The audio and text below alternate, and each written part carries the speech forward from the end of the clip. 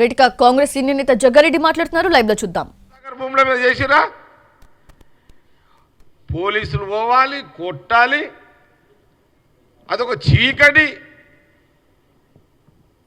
సామ్రాజ్యం. ఇదంతా దారుణంగా కొట్టిరండి. యూనివర్సిటీలో కొట్టిర్రు. ఇవన్నీ మర్చిపోయారా? యూనివర్సిటీలలో జొర్రి కొట్టిన పోలీసు వాళ్ళు ఎవరు? పోలీసు వాళ్ళు ఆనాడు బీఆర్ఎస్ కేసీఆర్ పోలీసు వాళ్ళే కదా కొట్టింది. ఇవన్నీ మర్చిపోయారా?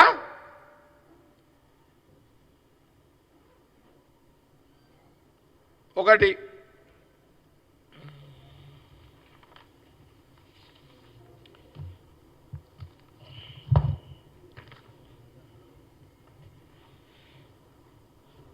లగచర్లలో కలెక్టర్ పైన దాడికి కుట్ర చేసి అడ్డంగా దొరికిపోయిన కేటీఆర్ ఈరోజు చాలా శుద్ధపూస కబుర్లు చెప్తున్నాడు.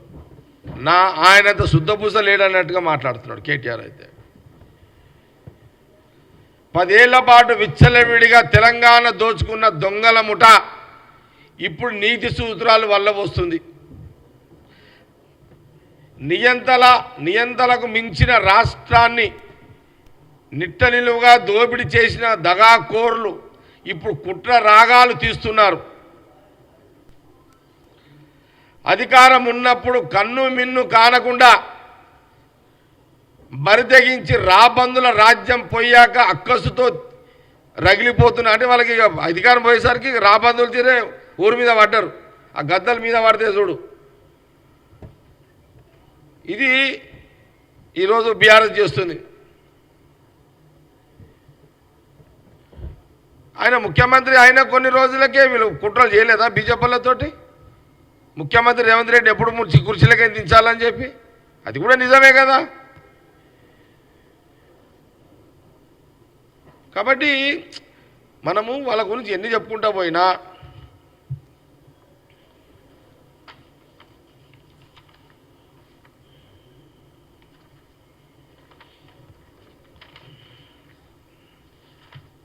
రైతులకు రుణమాఫీ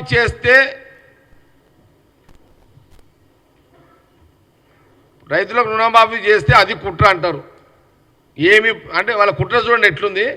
రైతులకు రుణమాఫీ చేస్తే చేయలేదు అంటారు. ఆర్టీసీ బస్సులో ఉచిత ప్రయాణం చేస్తుంటే చేయలేదు అంటారు. కరెంటు మీద, తాగు నీళ్ళ మీద 500 బోనస్ ఇస్తే ఏది చేయలేదని అంటారు వాళ్ళు. అంటే మీ బతుకంతా బీఆర్ఎస్ నాయకుల బతుకంతా కుట్రలేనా? అధికారం ఉన్నప్పుడు కుట్రలు, అధికారం పోయినాక కూడా మీరు కుట్రలే. తెలంగాణ ప్రజల అమాయకులు కాబట్టి వాళ్ళ జీవితాలతో ఆనాడు ఆ 9.5 ఏళ్ళు ఆడుకున్నారు. మా కాంగ్రెస్ గవర్నమెంట్ తెలంగాణ ప్రజలు ఇస్తే ఇప్పుడు ఆడుకునే ప్రయత్నం కూడా చేస్తున్నారు. అంటే హైదరాబాదు తెలంగాణ అభివృద్ధి చెందొద్దు అని అది కాంగ్రెస్ గవర్నమెంట్లో జరగొద్దు అని కుట్ర చేస్తున్నారు కేటీఆర్ అండ్ హరీష్ రావు వారి ఫ్యామిలీ అని కాంగ్రెస్ పార్టీ చాలా స్పష్టంగా తెలియజేస్తుంది.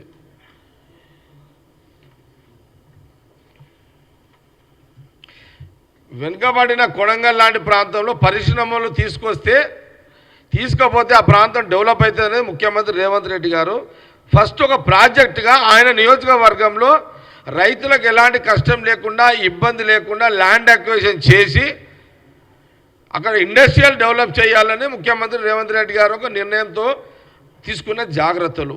దాన్ని ఎట్లా ఫెయిల్ చేయాలనే ప్రక్రియలో భాగమే కలెక్టర్ దగ్గరికి పోవడము, ఆయనని కొంత మాయ చేసి తీసుకొచ్చి అక్కడున్న ఆల్రెడీ ప్రిపేర్ చేసి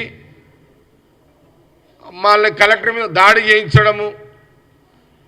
ఇదంతా ఒక ప్లానింగ్ ప్రకారమే బీఆర్ఎస్ చేసినట్టే కదా మనకు కనబడుతుంది స్పష్టంగా.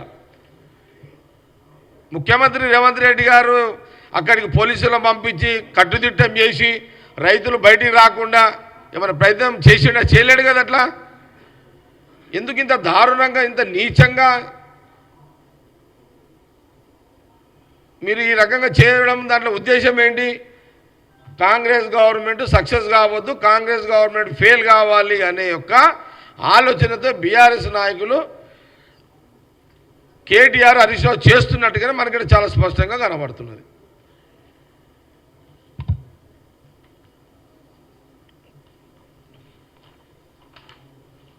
మేమని అడిగేదంటే అడగండి.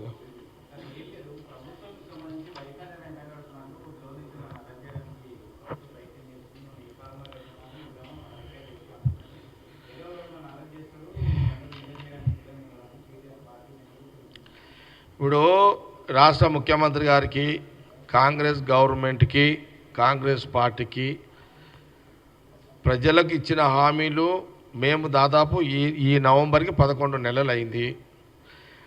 ఈ 11 నెలల్లో ముందు మహిళల ప్రాధాన్యతలో భాగమే ఉచిత బస్సు ప్రయాణము స్టార్ట్ చేయడం జరిగింది.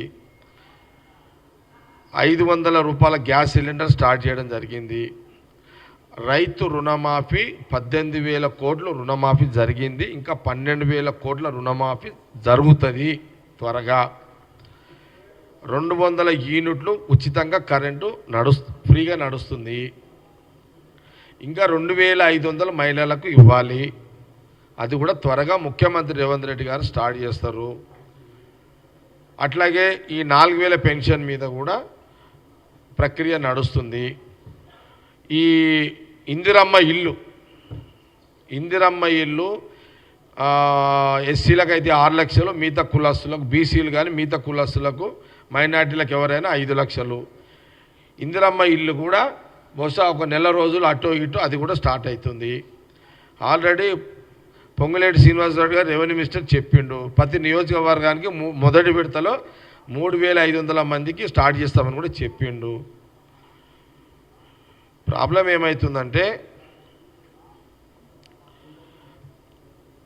బీఆర్ఎస్ దొంగల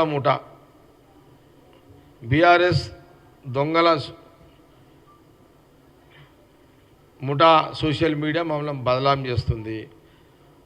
మా సోషల్ మీడియా జర స్లో అయిపోయింది. మా ప్రాబ్లం అది.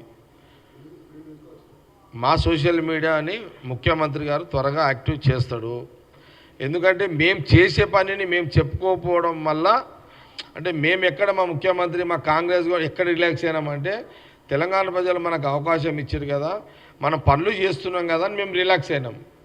కానీ చేసే పని కూడా ప్రచారం చేయాలనే దాంట్లో కొంత కాంగ్రెస్కి అలవాటు లేదు. అది చేసుకుంటా పోతాం. కానీ వాళ్ళు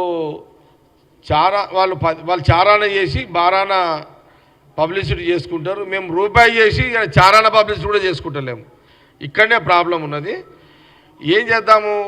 మాకేమో ఈ ఖజానా ఖాళీ చేసి మా చేతిలో పెట్టారు. ఎవరు? వాళ్ళు. ఒక్క రూపాయి లేదు ఈడ.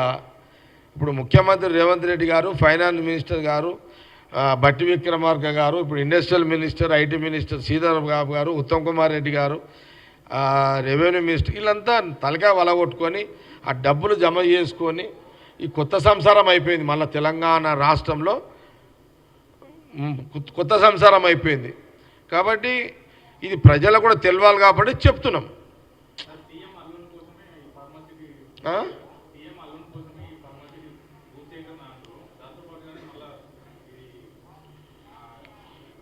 ఎవరన్నారు ఈ మాట?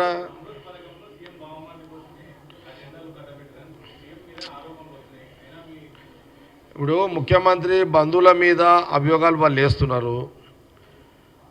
వాళ్ళు ఇప్పుడు ఏదోటి అనాలి కదా. అపోజిషన్ పార్టీ కేటీఆర్, హరీష్ రావు ఏదో ఒకటి అనాలి. ముఖ్యమంత్రి రేవంత్ రెడ్డి మీద ఎట్లా బుద్ధ చల్లాలనే కార్యక్రమం వాళ్ళు పెట్టుకున్నారు. ఈ బామర్దుల కోసం, అల్లుల కోసం చేస్తారు. ఒక ఫ్యాక్టరీ కోసం ఇల్లు చేస్తారు ముఖ్యమంత్రి.